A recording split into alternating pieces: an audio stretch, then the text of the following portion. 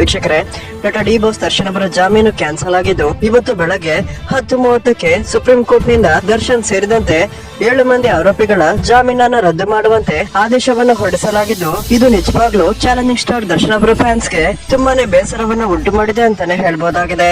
ಆದ್ರೆ ವೀಕ್ಷಕರೇ, ನಮ್ಮನ್ನ ನಾವು ಸಮಾಧಾನ ಮಾಡಿಕೊಳ್ಳುವಂತಹ ವಿಚಾರ ಏನಪ್ಪಾ ಅಂದ್ರೆ, ಸುಪ್ರೀಂ ಕೋರ್ಟ್ ದರ್ಶನ್ ಅವರ ಜಾಮೀನನ್ನ ರದ್ದು ಮಾಡುವ ಜಡ್ಜ್ಮೆಂಟ್ ಕಾಪಿನಲ್ಲಿ ಒಂದು ಕ್ಲಿಯರ್ ಆಗಿ ಏನನ್ನ ಮೆನ್ಷನ್ ಮಾಡಿದ್ದಾರೆ ಅಂದ್ರೆ, ಅದು ದರ್ಶನ್ ಅವರಿಗೆ ಮತ್ತೊಮ್ಮೆ ಸುಪ್ರೀಂ ಕೋರ್ಟ್ ನಲ್ಲಿ ಜಾಮೀನು ಅರ್ಜಿಯನ್ನ ಹಾಕಬಹುದಾಗಿದ್ದು 1-2 ತಿಂಗಳ ನಂತರ ದರ್ಶನ್ ಅವರಿಗೆ ಮತ್ತೆ ಜಾಮೀನು ಸಿಗುವಂತಹ ಚಾನ್ಸಸ್ ತುಂಬಾನೇ ಹೆಚ್ಚು ಇದೆ ಅಂತ ಹೇಳ್ಬಹುದಾಗಿದೆ.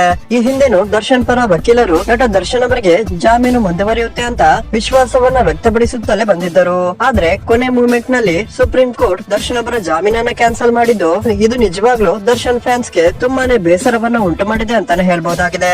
ಡೆವಿಲ್ ಸಿನಿಮಾ ರಿಲೀಸ್ ಡೇಟ್ ಅಂತೂ ತುಂಬಾನೇ ಹತ್ರ ಬರ್ತಿದ್ದು, ಇದೇ ಸಮಯದಲ್ಲಿ ನಟ ದರ್ಶನ್ ಅವರನ್ನ ಮತ್ತೆ ಅರೆಸ್ಟ್ ಮಾಡುವಂತೆ ಸುಪ್ರೀಂ ಕೋರ್ಟ್ ಆದೇಶವನ್ನ ಕೂಡ ಹೊರಡಿಸಿದ್ದು ಇದು ನಿಜವಾಗ್ಲೂ ದರ್ಶನ್ ಫ್ಯಾನ್ಸ್ ಗೆ ಸಹಿಸಲಾಗದ ನೋವನ್ನ ಉಂಟು ಮಾಡ್ತಿದೆ ಅಂತಾನೆ ಹೇಳ್ಬಹುದಾಗಿದೆ.